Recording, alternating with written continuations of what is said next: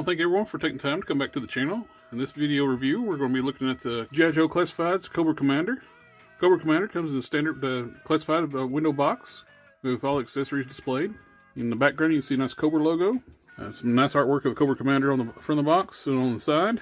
And a large artwork on the back with more characters in the line. All right, let's open them up and take a closer look. Here we have Cobra Commander in the plastic tray. You can see a nice view of all his accessories. Now let's pop them out. Here we have Cobra Commander outside the packaging. Let's take a quick look at his accessories.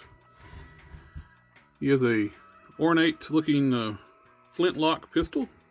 A little snake motif to the pistol down along the side on the gun. Snake motif saber or scimitar looking sword. Snake handle, grip handle. For his left hand, he gets an alternate closed fist. And for his right hand, he gets an alternate pointing hand. He comes with a grip hand for his either sword or pistol. And for the left hand, he's got more like a style posed hand. He does have a holster for his... Well, I'm sorry, he has a sheath for his sword. Don't see anywhere to store the pistol. He does have a peg on the back. If you have any other accessories from the Joes, like grab the Snake Eyes backpack, it's compatible. Let's take a quick look at the details on Cobra Commander.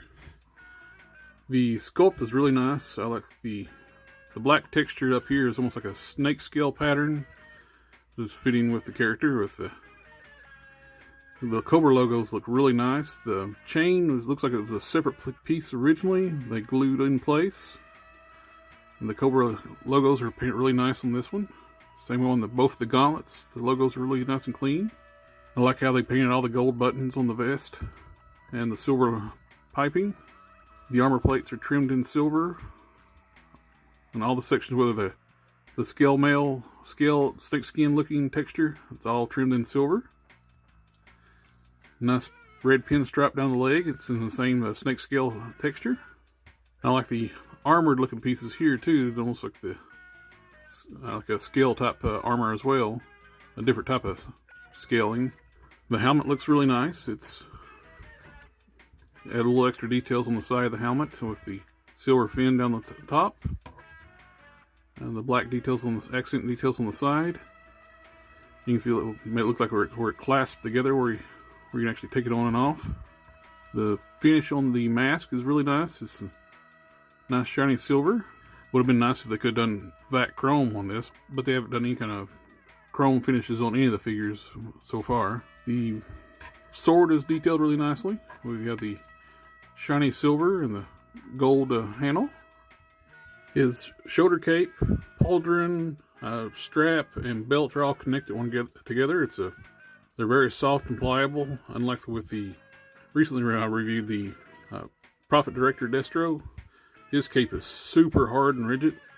This one's a lot more pliable. It shouldn't hinder any kind of movement on the figure. Speaking of that, let's go ahead and just do a run down on articulation. He has a disc hinge, ball joint on the disc hinge for the neck. And allow for down. And very clicky.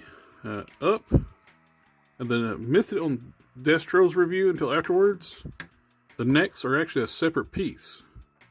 They're attached with like a double ball peg on the bottom. You can see on the Destro, you get a lot of movement on his. From side to side.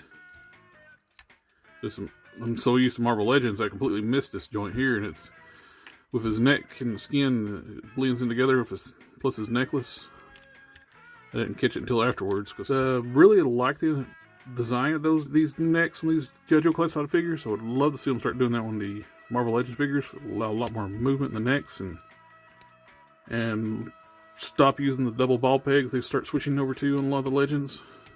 So this would be so much better. On Cobra Commander, he does have that, but with the collar piece on the torso, it does limit the movement of the neck. but it's still there. With the shoulders, they are on butterfly joints. You don't get a lot of movement with the butterfly joint in this figure. That's as far as you can get it back and forward. Standard disc hinges on the shoulders. Go out to there. Full 360. Bicep swivel. It's a straight cut, but with the design of the figure, it doesn't really look as bad as like you see. Well, there it looks pretty bad. See, like a straight cut. And double joint elbows. You get all the way up. Hinge and swivel hands.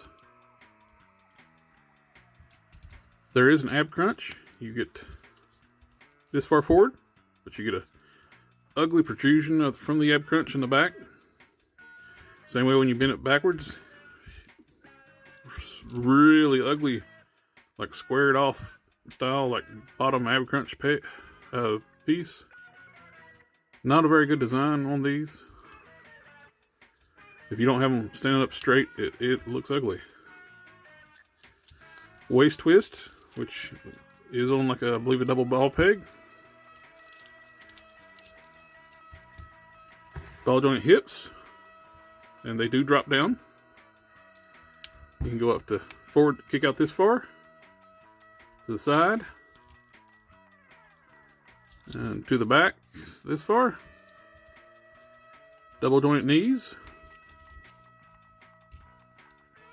You'll fold all the way up, but you get, when it goes all the way up, of course you wouldn't be going all the way up most of the time, but that is very ugly. It's flat. Boot swivel. And you get hinged ankles and ankle pivots. Let's do some comparisons with Cobra Commander. Here he is next to the Amazon exclusive Storm Shadow and the Pimp Daddy Destro. Here he is next to Snake Eyes and Nick Fury. Here he is next to Spider-Man UK and Hyperion. Here he is next to Hercules and Wolverine. Here he is next to the 80th anniversary Thor and Hulk. Really, my only really complaints with the figure is kind of just the way it's designed, with the articulation's designed with the horrible looking ab crunch when you use it. And I don't like, these should have been dished in like a standard Legends figure when you twist the, or like on the Storm Shadow, you see it's curved. When you twist the arm, it doesn't look like it's been sliced down the side and twisted. When you do these straight cuts like this, it's very unsightly when you use the articulation. I think the back of the ab crunch is worse than the front. Get the belly all the way so you can see. There you go. It's really ugly back through here. Do have some paint issues back here. Looks like it almost feels like it's glue has been, yeah.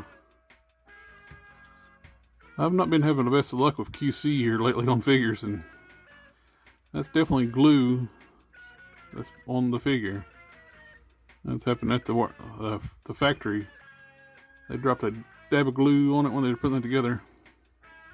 Have a little bit of excess glue here as well. For what am I going to use him for? He's going to basically be standing on my shelf pretty much as is, commanding his troops. But it's not like I'm going to be putting Cobra Commander in too many dynamic poses, but it does kind of stink that he didn't design the articulation points a little better. But all in all, it's going to look pretty good on the shelf, and I will try to see if I can scrape that off a little bit. Well, the cape covers it up, but there's no excuse for him to leave that or let that pass QC. But all in all, it's a good addition to the Cobra ranks. I do hope they do like a classic hooded style Cobra Commander eventually. Maybe you can give us a new body where they can fix some of these, or at least new arms or new chest, and where they can actually fix some of these articulation points, or they're not so ugly. All in all, it's going to look pretty good on my Cobra shelf. It's slowly growing. I would like to get some more troopers, and at least we got some coming on the main line and not to be in Target exclusives. But right now they've been sharing the shelf with my Hydra figures, but until they get more troopers of their own. But thank you for taking the time to watch the review, and I'll catch y'all next time.